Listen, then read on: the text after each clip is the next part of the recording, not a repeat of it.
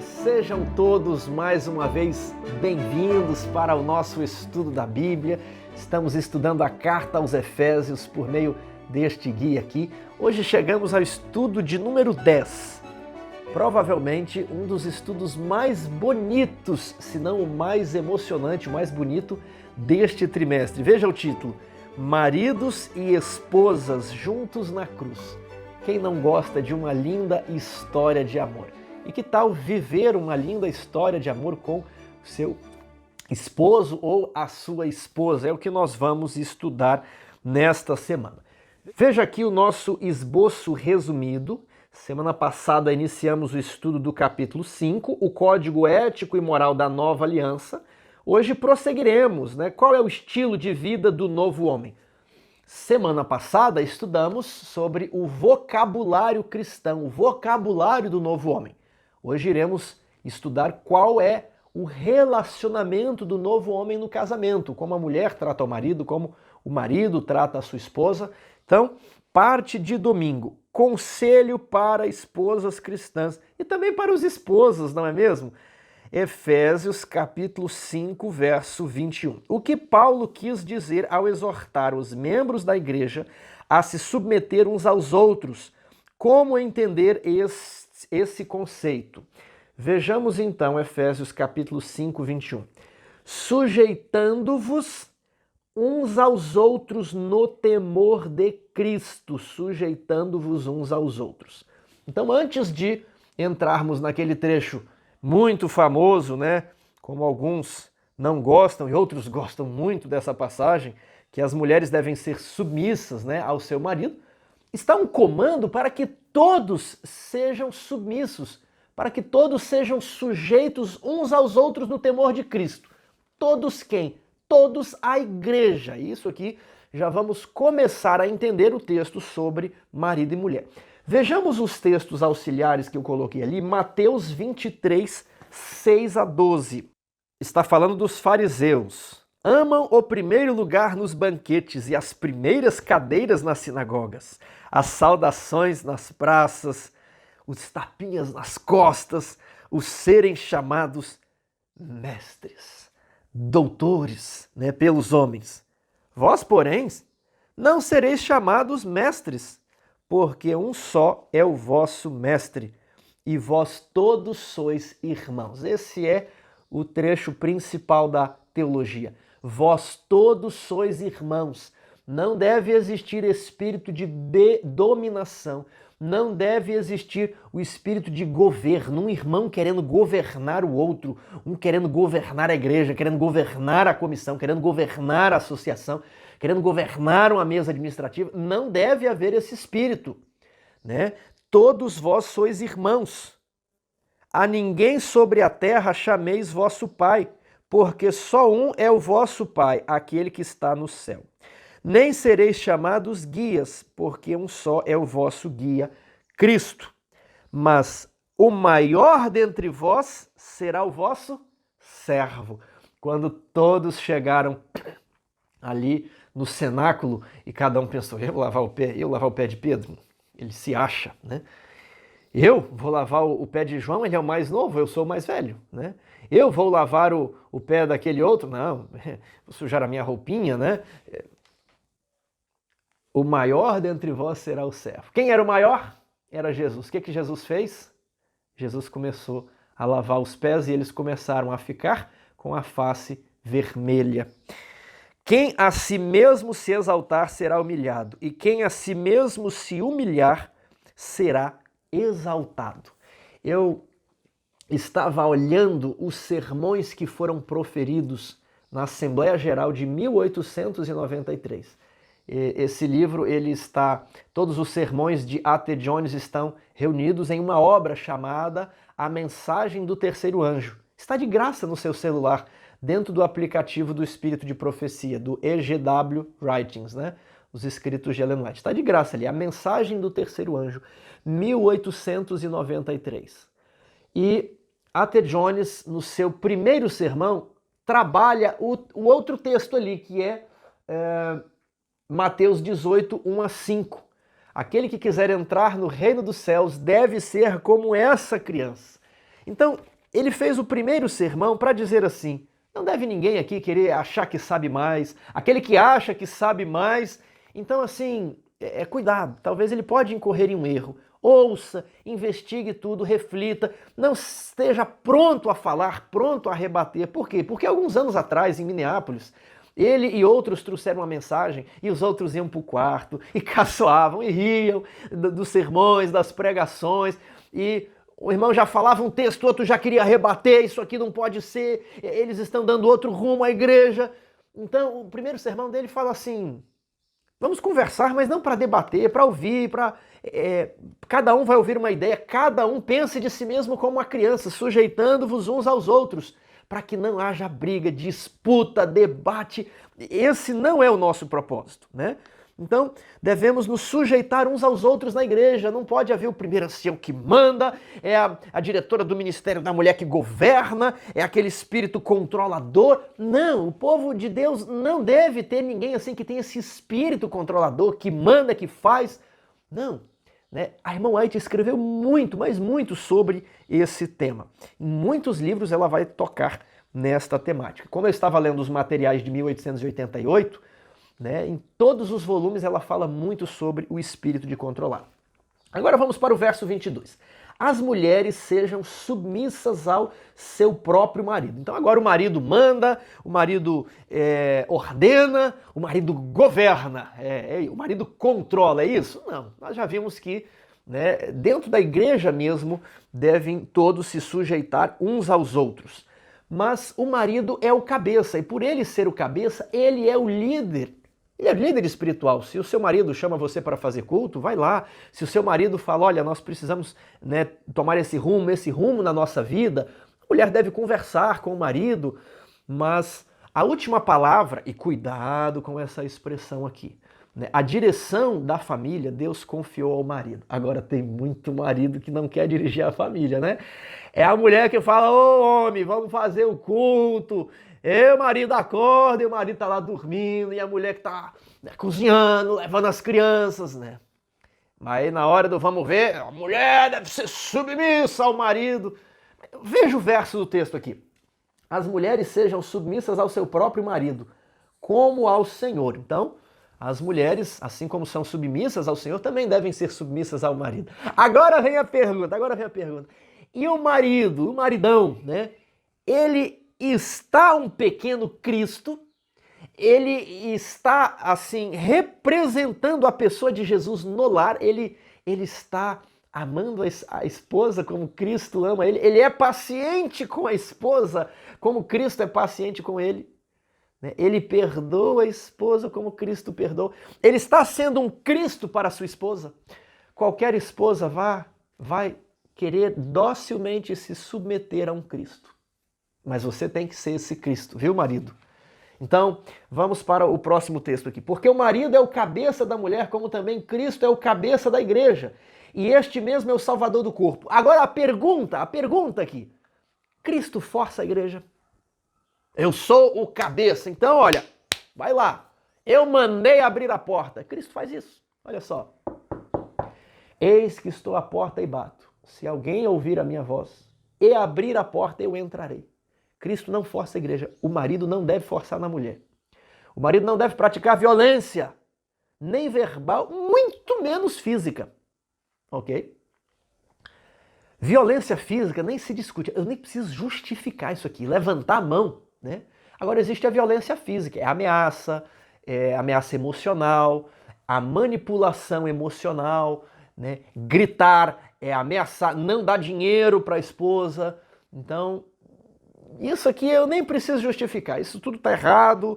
E assim, ficar o tempo inteiro falando, não, mas o marido é o cabeça, aí você sempre tá querendo se justificar, é que talvez você tá inseguro da sua posição como líder no lar, tudo bem? Quem tem que puxar o culto é você, você tem que ser como o Senhor. Quem tem que liderar e acordar cedo é você. Quem tem que liderar a disciplina das crianças é você, é o marido. Você é o cabeça, você é o líder. O marido às vezes só quer ser o líder para os privilégios, né? Mas para os deveres, e deixa a esposa ser o líder. Nada disso. 23. Como, porém, a igreja está sujeita a Cristo, assim também as mulheres sejam em tudo submissas ao seu marido. Agora existe um outro oposto aqui, né? A gente não pode deixar esse texto se tornar letra morta. Ele quer dizer alguma coisa. Então, apesar do marido não dever ter o espírito de governar, de controlar, de oprimir, de ameaçar, de praticar a violência, quer seja física, quer seja verbal, quer seja violência emocional, né?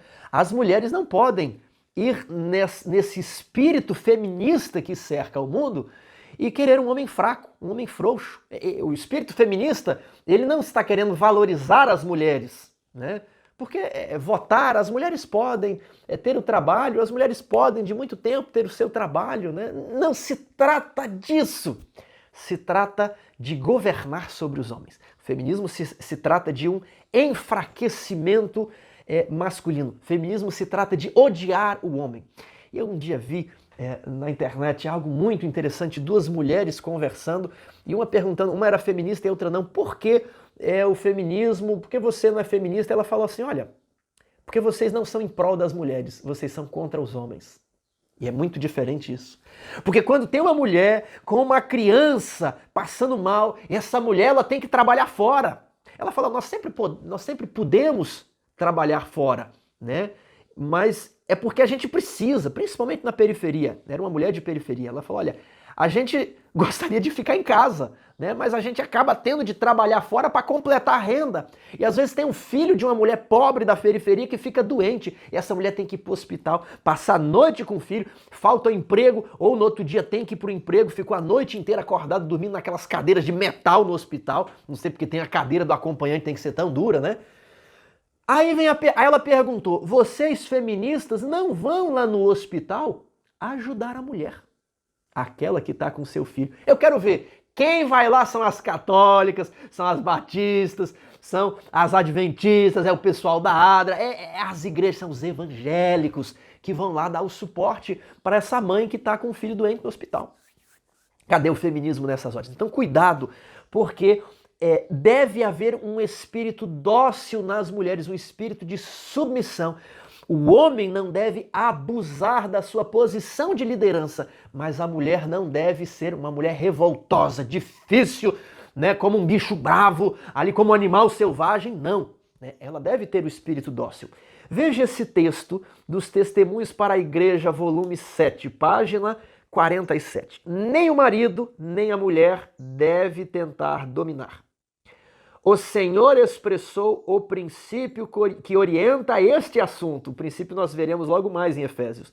O marido deve amar a mulher como Cristo a igreja, e a mulher deve respeitar e amar o marido. Ambos devem cultivar espírito de bondade, resolvidos a nunca ofender ou prejudicar o outro. Tudo deve ser resolvido na conversa. Não, eu não quero conversar se eu não vou brigar. Não, tem que conversar. Tem que conversar. É fácil, na teoria é fácil. O difícil é que na hora você tá emburrado, não quer, tá chateado. Eu vou deitar no sofá pra ela ver. Eu vou sair de casa, vou deixar ele aí, ele nem vai saber pra onde que eu vou sair com as minhas amigas. Não, esse não é o espírito. Né? Nunca devemos ofender ou prejudicar o outro, ainda que nos sintamos injustiçados, ainda que nos sintamos ofendidos, ainda que nos sintamos agredidos. Quando eu falo essas coisas aqui, irmãos, eu estou falando para os casos normais. Eu não estou me referindo aqui para os casos de violência doméstica, risco de vida. Né? Esse não é o problema de todas as pessoas, mas é o problema de alguns. Então esses problemas, eles têm as suas peculiaridades. Às vezes eu recebo comentários que às vezes eu estou tratando aqui de casos na sua totalidade, né, quando eu falo que tem que conversar, tem que ser manso, e a pessoa fala assim, mas eu tenho problema de violência doméstica. Aí é um caso específico, é um risco de vida. Aí é outra situação, você vai se aconselhar com pessoas que conhecem a sua história, que conhecem seu marido ou sua esposa. Tudo bem? Porque existe mulher que pratica violência física contra o marido também. Veja esse outro texto aqui. Alcançar a devida compreensão da relação matrimonial é obra da vida inteira. Os que se casam ingressam numa escola onde nunca nesta vida se diplomarão. Então é um constante aprendizado. Veja aqui a lição. Se o marido é grosseiro, rude, impetuoso, egoísta, ríspido, opressor, não dá dinheiro para a mulher, chantageia a mulher, não diga jamais que o marido é o cabeça da esposa e que ela deve em tudo ser-lhe sujeita, pois ele não é o Senhor nem é o marido no verdadeiro significado do termo. Preste muita atenção, viu, maridão? Preste muita atenção de querer pela força, pela violência. Coração não se ganha pela força. Coração só se abre por meio do amor. Segunda-feira, a igreja como noiva de Cristo. Vamos falar ainda sobre casamento. Vejamos aqui, Efésios 5, 25. Maridos, amai vossa mulher, como também Cristo amou a igreja e a si mesmo se entregou por ela. Próximo, para que a santificasse, tendo-a purificado por meio da lavagem de água pela palavra, para apresentar a si mesmo igreja gloriosa, sem mácula, nem ruga, nem coisa semelhante, porém santa e sem defeito. Porque ninguém jamais odiou a própria carne, antes a alimenta e dela cuida, como também Cristo o faz com a igreja. Então, marido, como é que Cristo amou a igreja? Ele morreu pela igreja. E aí, quando vier o bandido, você vai entrar na frente, né, da bala? Você vai entrar na frente do revólver? Não estou falando para reagir em assalto, não é isso. Mas quando vier um animal feroz, você vai entrar na frente. Quando vier o fogo, você vai entrar na frente. Quando vier a batida de carro, você se coloca na frente para poupar a esposa, você coloca ela na sua frente, né? Tem muito marido que tem medo de matar a barata, né? Aí fica ali, sobe em cima do sofá, vem a esposa e mata a barata. Meu amigo, amar a mulher como Cristo amou a igreja é estar pronto a dar a vida pela mulher. Aí ela vai te respeitar. O respeito não se ganha pela força, mas o respeito se ganha por atitudes e ações honradas. E, então, vamos aqui na pergunta. Compare Efésios 5, 25 com a menina abandonada de Ezequiel 16. Ali uma menina que foi, né, recém-nascida abandonada, passou um senhor, um varão ali, né, cuidou dela para que ela não morresse, e aí ela cresceu, virou uma moça linda e ele decidiu se noivar com ela. Então aqui está se utilizando da metáfora entre um homem e uma mulher, a comparação, a figura do casamento para se aplicar a Jesus e a sua igreja. Só que a lição colocou alguns tópicos aqui e nós vamos ver cada tópico que ele provém do texto. Se você só ler a lição, às vezes você não percebe. Então veja aqui, ó. Cristo amou a igreja. Esse é o primeiro ponto. Muito marido quer ser o cabeça, quer ser o senhor, mas não está amando a esposa. Né? Como Cristo amou a igreja, ele se entregou por ela. Ah, mas a minha esposa é isso, mas a minha esposa é aquilo. Você está se entregando pela esposa. Às vezes cansa, às vezes é difícil, às vezes consome dinheiro, mas você se entrega porque você ama. O marido trata bem, ele não é aquele marido que pisa, que esmaga, que massacra. E eu repito, você está pegando, né, cobrando a sua esposa por causa de um erro. Será que Cristo faz a mesma coisa com você? Você está se recusando a perdoar a esposa por causa de um erro. Cristo chantageia você do mesmo jeito. Ou Cristo é paciente, Cristo esperou 20 anos você vencer aquele pecado. Como Cristo te trata? Então Cristo ama, Cristo se entrega. 26 ali. Cristo santifica a igreja. Como?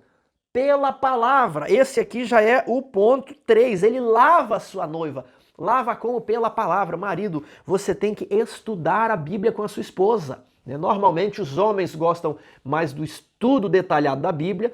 Não é comum, as mulheres se dedicam mais a uma parte emocional, os homens são um pouquinho mais racionais. Mas aí acontece que tem mulheres que não estão compreendendo a Bíblia. Então o marido chama a sua esposa, estude, faça ela participante dos seus estudos em teologia também. Né? Às vezes chega na igreja e não tem um homem para assumir uma classe de escola sabatina, ou às vezes um homem está ali, ele não domina a Bíblia, é a mulher que tem que ensinar para ele. Não, aqui na Bíblia está falando assim, olha, é o marido que santifica a esposa, né? Lavando a esposa pela água como pela palavra. Isso nos lembra lá de João 17:17, santifica-os na verdade. A tua palavra é a verdade. Então, marido, é você que santifica a sua esposa. Não a sua esposa que tem que santificar você, que tem que chamar você para o culto, que tem que falar, vai ler sua Bíblia, sai desse celular, para de ver essa notícia, desliga essa televisão, vamos fazer o culto. Não, é sua mulher que tem que fazer isso. Enquanto você permitir que a sua mulher faça isso porque você não toma as rédeas da sua família, você não vai ser respeitado, aí você vai querer liderar, você vai querer ser o cabeça e não dá certo, e no final você fala, quem manda sou eu, o homem é a cabeça, você é uma pessoa ali insubordinada, uma mulher insubordinada. Não! Quem não está sendo líder é você. Quem está ficando vendo William Bonner e não faz culto é você. Então, santifique a sua esposa pela palavra. Você que puxa culto. É homem que puxa o culto na casa, pelo amor de Deus. Olha, nós vamos ser diferentes, ok? Vamos mudar. Vamos lá, 27. Para apresentar a si mesmo, igreja gloriosa. Você fica reclamando que a sua esposa é isso, que a sua esposa... Vai lá, paga um salão para ela. Fala, meu amor, eu quero te dar um vestido novo. Meu amor, vamos lá, vamos escolher uma sandália. Você não tá tão bonita. Vamos fazer academia nós dois juntos? Você vai ajudar para quê? Para apresentar ela para quem? Você vai apresentar a sua esposa para você. Se ela não tá com o cabelo tão bonito, vai lá, procura qual o melhor salão da cidade. Vai lá, faz um agrado, faz um mimo para sua esposa, né?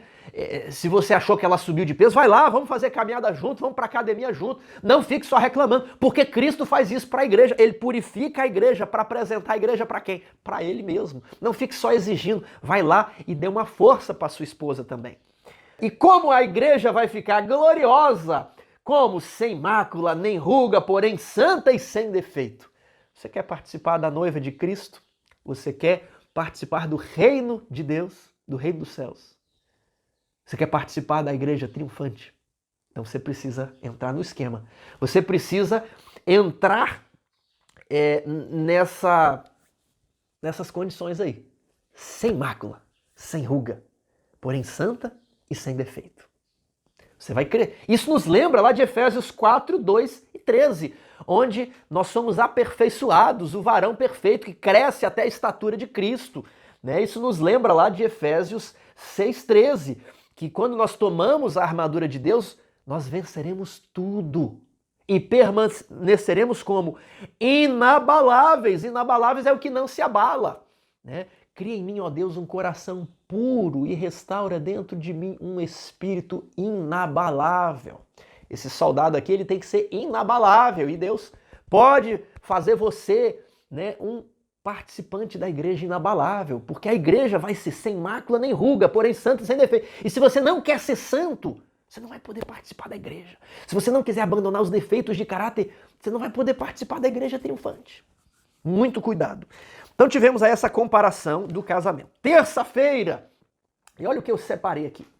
Nós vamos comparar Efésios e Coríntios com Apocalipse. Por quê, Tiago? Porque em Efésios e Coríntios é dito que a esposa de Cristo é a igreja. Aí quando você vai lá para Apocalipse, é dito que a esposa do Cordeiro é a cidade santa, Nova Jerusalém. E aí? A esposa quem? A cidade ou a igreja? Então, se eu falar que é a igreja, alguém vai me colocar o texto. Não, é a cidade. E na lição passada falamos que era a cidade e as pessoas... Não, é a igreja. Como é que nós vamos resolver isso aqui? Nós vamos resolver isso aqui agora. Isso é importante, ok? Esse texto de Efésios, estávamos falando ali de relação matrimonial. Daqui a pouco vamos retornar, mas agora nós vamos falar sobre uma parte mais profética, mais teológica aqui. Então olha lá o texto de 2 Coríntios 11, 2. Porque zelo por vós com zelo de Deus, visto que vos tenho preparado para vos apresentar como virgem pura a um só esposo, que é Cristo. Então, aqui em Coríntios 11, 2, a virgem, a noiva, é a igreja, né? E o esposo é Cristo. Efésios 5, 25. Maridos, amai vossa mulher como também Cristo amou a igreja. Eu já coloquei o marido e Cristo de azul e a mulher é a igreja de rosa. Agora, quando nós vamos para Apocalipse, capítulo 19, 7 a 9, olha lá. Alegremo-nos, exultemos e demos-lhe a glória. Por quê? Porque são chegadas as bodas do Cordeiro. O que são as bodas? É a celebração de casamento, né? É o culto, é aquela parte do culto. Eu vos declaro, marido e mulher, está aqui, o noivo pode beijar a noiva a partir de agora, né? Então é a celebração, ok? Tá. Então essas são as bodas. A ceia das bodas é a festa de casamento. Ceia é comida, né? Jantar. Então, a ceia das bodas. Então, aqui o texto vai falar das bodas e do casamento e da festa de casamento. Vamos lá, olha lá. São chegadas as bodas do Cordeiro, cuja esposa a si mesma já se ataviou. Pois lhe foi dado vestir-se de linho finíssimo, resplandecente e puro, porque o linho finíssimo são os atos de justiça dos santos. Então me falou o anjo, escreve, bem-aventurados aqueles que são chamados à ceia das bodas do Cordeiro. Então aqui fala de um casamento, de uma celebração de casamento e de uma festa de casamento. Então nós, os santos, somos chamados, somos convidados à festa, né? Vejamos o próximo texto. Apocalipse 21, 2, 9 a 10. Vi também a cidade santa, a nova Jerusalém, que descia do céu da parte de Deus, ataviada como noiva, adornada para seu esposo. Verso 9, então veio um dos 7 anjos que tem as 7 taças cheias dos últimos 7 flagelos e falou comigo, dizendo, vem, mostrar-te-ei a noiva, a esposa do Cordeiro.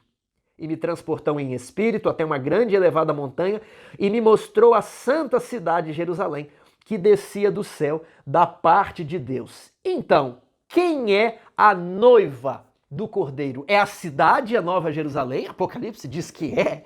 Ou é a igreja? Coríntios e Efésios, né, falam que a igreja é a esposa. E aí? Nós precisamos tomar muito cuidado, principalmente com a terminologia das palavras, para não causarmos um problema aqui. Nós precisamos harmonizar os textos e não causar uma desarmonia aqui. Então precisamos unir as duas coisas. Isso aqui é muito importante, porque tem repercussões teológicas. Ou você acha que Jesus contava a história de casamento só de brincadeirinha, né? Só de faz de conta a parábola das 10 virgens, é uma história de um casamento. E aí nós temos o que mais? Um rei que convidou as pessoas para a festa de casamento e alguns não quiseram ir, depois outros foram e receberam vestes, um não usava as vestes. Então, o reino dos céus é como uma festa de casamento. Olha lá, aí você vai para Apocalipse, nós temos a noiva do Cordeiro, nós vamos para Efésio, Cristo e a igreja como um casamento. Isso aqui não é por acaso.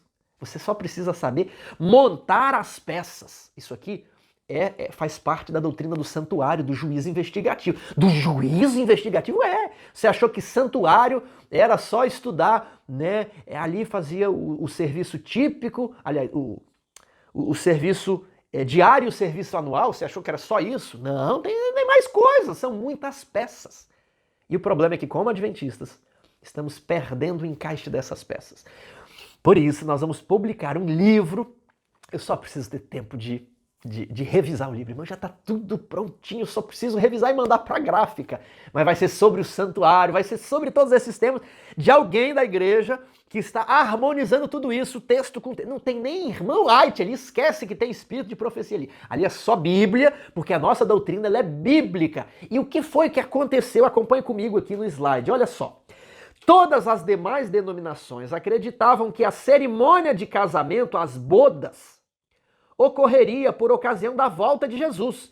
Isso é o que as denominações em geral acreditavam. Aí vem o Adventismo no século XIX, estuda a Bíblia e chega à conclusão, opa, esses versos aqui nos levam a outra conclusão, quando encaixados devidamente. Parábolas de Jesus sobre casamento, Apocalipse, Efésios, Coríntios. Esses textos aqui nos mostram que a celebração do casamento ocorrerá no céu, quando Jesus receber a Nova Jerusalém, porque a Nova Jerusalém é a noiva. A festa de casamento, que é a ceia das bodas, será o final dos 1000 anos, quando terminar o juízo, né? Aí, o que você pode ler para se aprofundar nisso? Não é que o fundamento está lá, não. O fundamento, os pioneiros conseguiram encaixar essas peças. Só que um livro que está acessível a você, que tem essa explicação, é o Grande Conflito. Agora, não foi Ellen White que encaixou as peças. Ela apenas faz a mesma exposição que os pioneiros adventistas fizeram. Então você vai estudar o Grande Conflito, capítulos 22 e capítulo 24. Não é tão simples. É uma leitura mais pesada. Você tem que ler e verificar os textos, encaixar tudo bem? Então você vai ler o Grande Conflito, capítulos 22 e 24, e você vai entender que A noiva é quem? A noiva é o reino. A noiva do Cordeiro é o reino. E o que é um reino, Tiago? Um reino é composto por 3 ou 4 aspectos, elementos aqui. Então, o primeiro é o rei. Claro, não existe reino sem rei. Agora, existe rei e reino sem território? Sem uma capital? Não existe. Agora, se ele tiver a capital e o território, existe um reino sem pessoas, sem súditos? Não.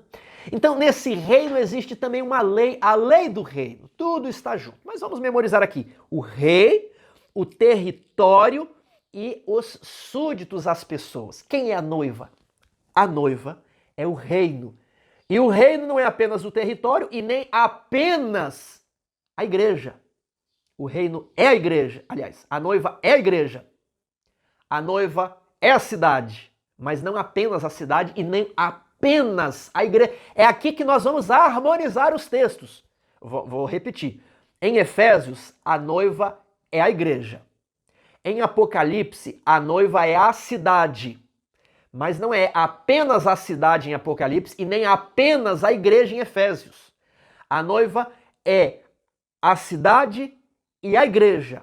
E a cidade e as pessoas unidas juntas, elas formam um reino, o reino. Então, olha só. Assim como na cerimônia de casamento, o noivo recebe a noiva da mesma forma ao final do juízo investigativo, Jesus será nomeado rei e receberá o reino. Onde, Tiago? Lá no santuário celestial, lá no céu, ok? Então, ele termina o juízo investigativo, ele tem a lista dos súditos. Ele fala, meu pai, eu quero que estes façam parte do reino, estes. Eu morri por todos, mas foram estes que se apropriaram da minha graça. Onde eu estiver, eu quero que eles estejam também. Ele termina o juízo. Como que ele vai receber o reino? Sem que o número dos súditos esteja definido, estabelecido. É por isso que primeiro é preciso definir quem fará parte do novo reino. Então, lá no céu, ele recebe a cidade santa, ok? Ele recebe a noiva. E aí ocorre a volta de Jesus. Ele vem aqui para a terra para buscar quem? A igreja, as pessoas que vão morar na cidade. Porque não faz sentido ele receber a cidade vazia. E também não faz sentido ele buscar as pessoas sem levar para algum lugar. Então ele recebe a cidade, volta, busca as pessoas. E no céu será 1000 anos de trabalho intenso, revendo os casos. Será o julgamento dos ímpios, né? Aquela fase do juízo comprobatória. E depois ele vai descer e vai retornar ao planeta Terra. Ali os ímpios serão exterminados.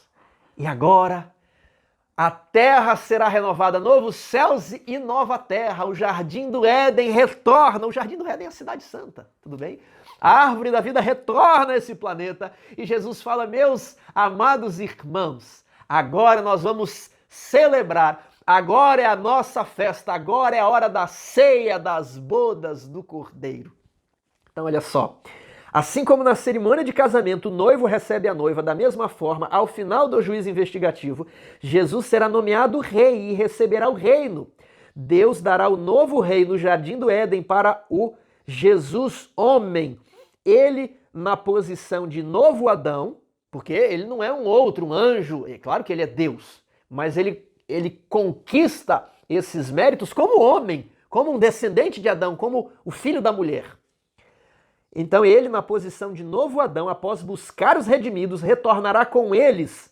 E a nova Jerusalém, eles retornarão para o planeta Terra. E os santos do Altíssimo possuirão o reino. Então, meu querido amigo, leia lá os capítulos 22 e 24 de Apocalipse. E harmonize Efésios com Apocalipse. Não cause um problema teológico, harmonize, porque todas as demais denominações dizem que o casamento é a volta de Jesus. Quando desde o nosso princípio, a nossa base do santuário, o casamento acontece no céu. E ali, depois do milênio, é a ceia das bodas do Cordeiro. Tudo bem? Então, é isso. Eu deixei um slide aí para você memorizar todos os pontos. Vamos para quarta-feira. Ame a sua esposa como a si mesmo. Que novo argumento Paulo usou para encorajar maridos a praticar o amor terno para com as suas esposas. Efésios 5, 28. Vamos lá? Assim também os maridos devem amar a sua mulher, como ao próprio corpo. Quem ama a esposa, a si mesmo se ama. Por quê? 29. Quem jamais odiou a própria carne? Antes a alimenta e dela cuida, como também Cristo o faz com a igreja. Então, eu falo aqui para os homens, você vai cortar suas unhas, né? Você pega a tesoura, né? Você pega ali o cortador de unha, ou você está cortando a sua unha no facão, né? Homem é macho, né? Coloca a mão assim, a minha unha aqui corta no facão. E aí bate aqui, pá, né? Vai batendo. Não, é a pontinha do seu dedo. Você cuida bem da pontinha do seu dedo, não cuida ali, né? Homem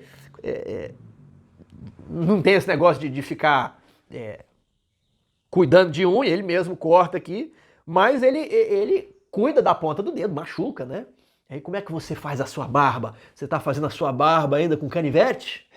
Você é o brutamonte, o bárbaro, né? Homem aqui faz barba no canivete. Você comprou aquela Gillette, aquele Presto Barba, né? Aquele da última geração com 3, 4, 5 lâminas, né? Aí você comprou aquele creme cheiroso, aí você passa ali, faz o rosto, depois tem a loção pós-barba, porque não pode machucar o rosto, né? Então, você cuida do seu rostinho? Você cuida da ponta dos seus dedos?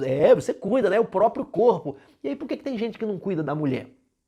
Né? Manipula a mulher emocionalmente, fala palavras, tá ali o tempo inteiro implicando, e a mulher fica se sentindo insegura, porque às vezes casou com você contra a vontade do pai, e aí se arrependeu e fala, eu não posso voltar mais para casa porque meu pai fala que não me recebe mais, e agora ele aqui também não me dá segurança. E ela vai cada vez mais sendo uma escrava, sendo manipulada. Isso não é amor. Você não está verdadeiramente casado, não está alimentando, não está cuidando como se fosse cuidar do próprio corpo. Então, qual é o argumento que Paulo utilizou? Eu respondi aqui, ninguém jamais odiou o próprio corpo. E a mulher é a carne da sua carne, é osso dos seus ossos. Você tem que entender que a mulher, você tem que sentir, falar assim, o corpo dela também é o meu corpo. As mãos dela é como se fossem as minhas mãos também. Os pés dela, quando você deita na cama, e aí passa o seu pé no pé dela, que coisa gostosa, não é? Só aquele carinho santo no leito sagrado do matrimônio é uma extensão do seu corpo.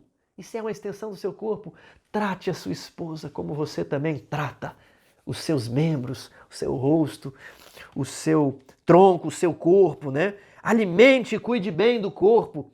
30, porque somos membros do seu corpo. De quem agora? Do corpo de Cristo, a igreja.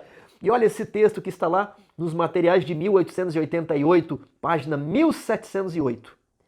Deus está procurando fazer de sua igreja contínua encarnação de Cristo.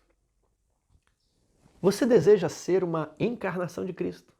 Cristo subiu, está no céu, não está mais aqui na terra. Mas a igreja perpetua o Cristo vivo aqui na terra. A igreja somos nós, a igreja somos nós, né? A igreja não é o prédio, não, são as pessoas.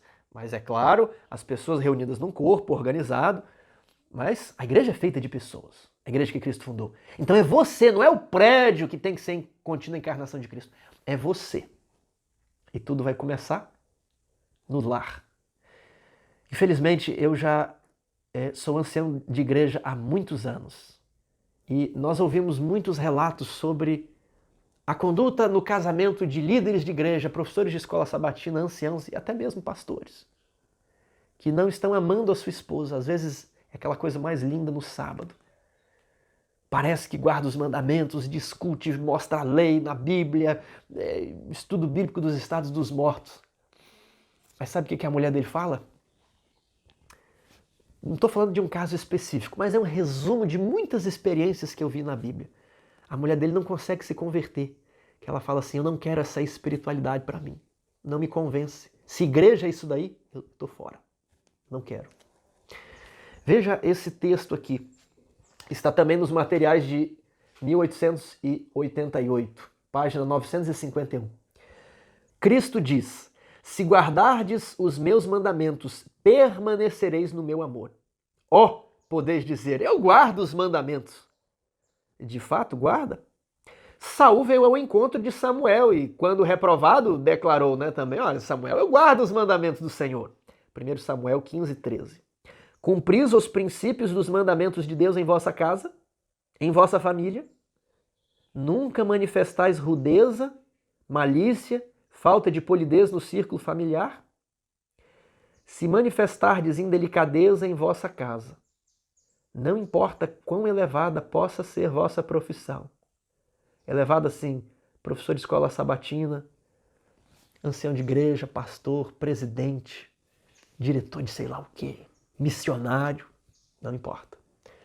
Vou ler novamente. Se manifestardes indelicadeza em vossa casa, não importa quão elevada possa ser vossa profissão, estáis quebrando os mandamentos de Deus.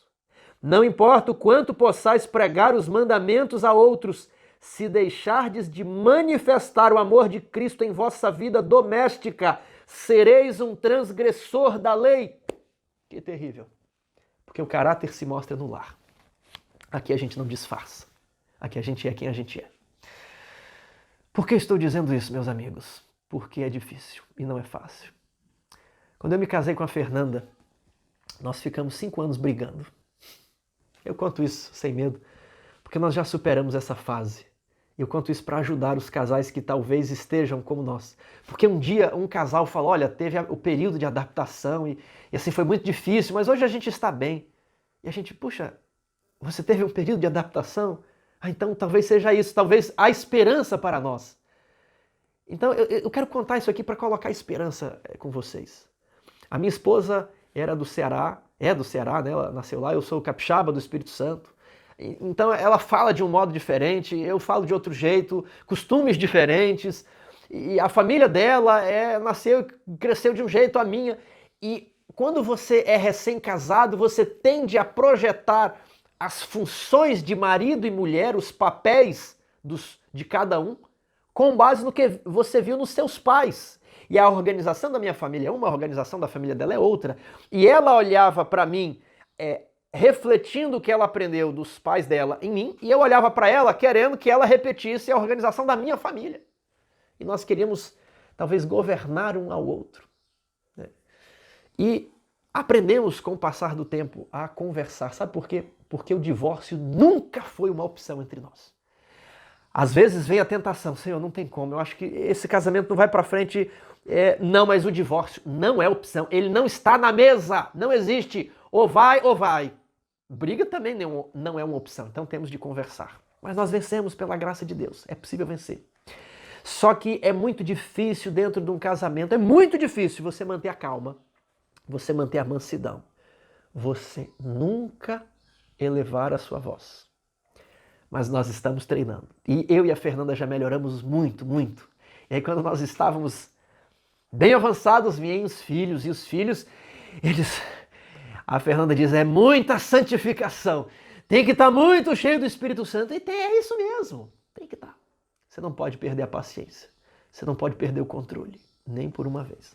Se manifestardes indelicadeza em vossa casa, não importa quão elevada possa ser vossa profissão, estáis quebrando os mandamentos de Deus. Eu conto aqui o meu pecado para ajudar vocês. Eu tenho sido bem mais manso ultimamente. Teve um dia que eu fui manso com a minha esposa. Tem dia que nós estamos um pouco mais estressados, agitados. Fui manso. E aí na hora de dormir as crianças não estavam dormindo. Eu fui lá e falei, filhos, está na hora de dormir, vamos lá. Né? Você vai trabalhando com amor com seus filhos, funciona. E eles fizeram mais um barulho e a minha esposa pediu, Tiago, vai lá ver as crianças. E eu fiquei destemperado. Eu fui lá, gritei com elas, fui rude, fui indelicado. Violei os mandamentos de Deus. E a gente pensa, não, era isso mesmo, que eu estava nervoso. O calor do momento. Mas não deve ser assim, não pode ser assim. Não deve existir o calor do momento. O calor vai existir. Irai-vos, mas não pequeis. Sabe o que eu fiz? No outro dia eu reuni todo mundo no culto de manhã e falei, eu quero pedir perdão para todos, porque eu errei, eu perdi a paciência. Mas o meu alvo é que jamais isso aconteça. O meu alvo é ser refinado na linguagem. Foi o estudo da semana passada. O meu alvo é jamais falhar na linguagem, jamais ficar destemperado, jamais deixar de manifestar o amor, jamais ser rude, jamais ter falta de polidez, jamais gritar com as crianças. Só sabe o que eu estou falando quem é pai. Os solteiros ainda talvez não entenderam. Mas esse aqui é o nosso desafio. Eis o nosso desafio. Esposos e esposas, mas a minha graça te basta. Nós já estudamos e nós vamos crescer, né, em perfeição, nós vamos crescer em santidade, né, em amor, que é o vínculo da paz.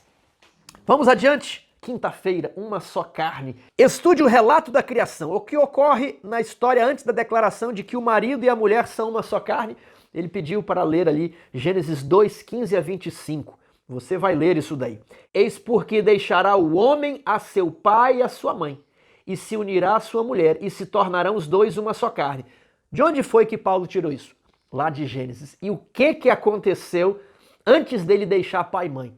Ele se deu conta que a mulher é uma extensão do corpo dele. Ele se deu conta que ela foi feita da costela, nem dos pés para ser pisada, nem da cabeça para governar o marido, mas do lado, para lhe ser uma auxiliadora, para lhe ser uma igual, para lhe ser uma extensão, revelando um atributo da divindade.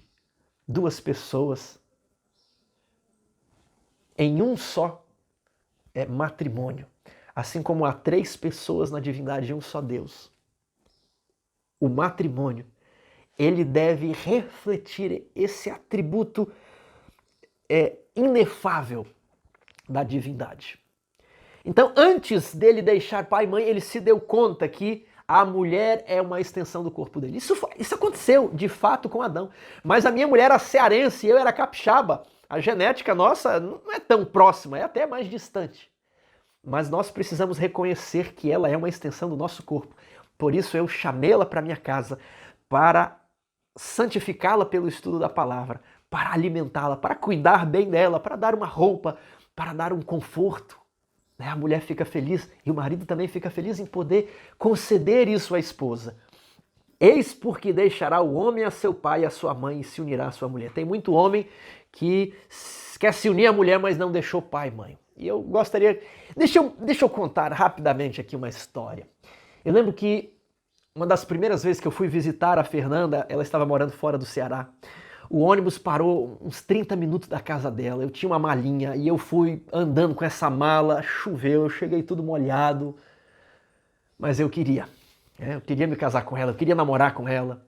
E depois eu fui visitá-la no Ceará, eu peguei um avião no Rio de Janeiro, aí eu nem sabia, mas eu teria que trocar do aeroporto, o aeroporto que eu estava, eu não sei se era o Santos Dumont ou o Jobim ali, eu sei que o aeroporto fechou, eu tive que dormir, eu dormi no chão do aeroporto, mas eu queria, estava lá, eu quero me unir a ela, né, e a gente faz sacrifício.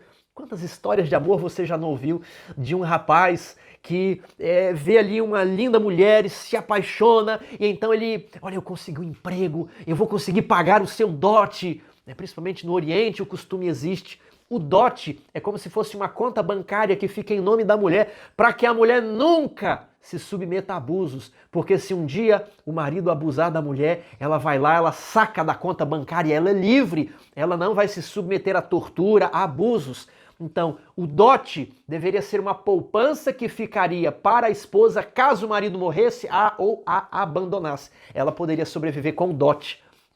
E ali, aquele jovem rapaz fala, olha, eu quero pagar um dote para você, eu já estou construindo a casa, eu plantei algumas árvores, nós vamos ter o nosso pomar, nós vamos trabalhar juntos, colhendo frutas, colhendo uvas, quem sabe você vai ali beneficiar algumas frutas, vamos fazer pão, vamos viver juntos, vamos viver no nosso ninho de amor, no nosso sítio, na nossa chácara, vamos deitar na rede, todos os dias vamos ver o sol nascer, fazendo culto juntos e ver o sol se pôr, que alegria, e ele então se une com aquela mulher, ele sai da casa dos seus pais, ele tem dinheiro, ele compra então um pedaço de terra, constrói a casa, planta o pomar, se casa com ela.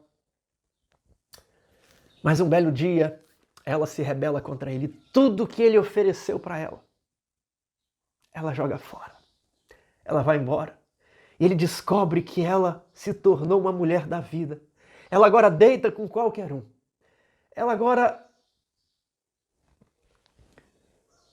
tem uma vida completamente desordenada, bagunçada. Ele então decide deixá-la seguir o seu próprio caminho, ele fica só, ele era apaixonado por ela. E aí os anos se passam e aquele homem, ao viajar para uma outra cidade, descobre que aquela mulher havia violado as leis daquela região. ela era uma meretriz e por isso seria executada. Ela estava condenada à morte. E aquele viajante reconhece naquela prostituta sua ex-esposa. E ele fala o que por ela? Ele chega até os juízes e pretores daquela cidade e diz assim: eu quero substituir. Eu quero que vocês libertem essa mulher e eu pagarei a pena.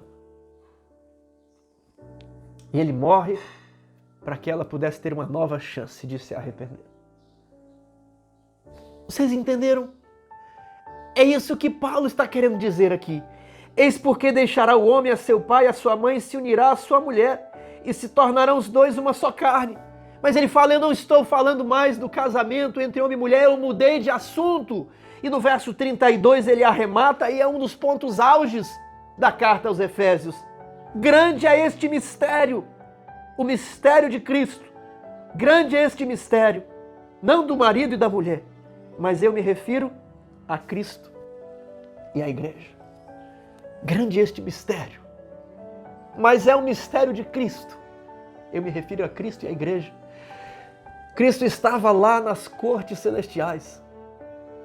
O seu universo tão vasto, cheio de planetas, constelações, galáxias.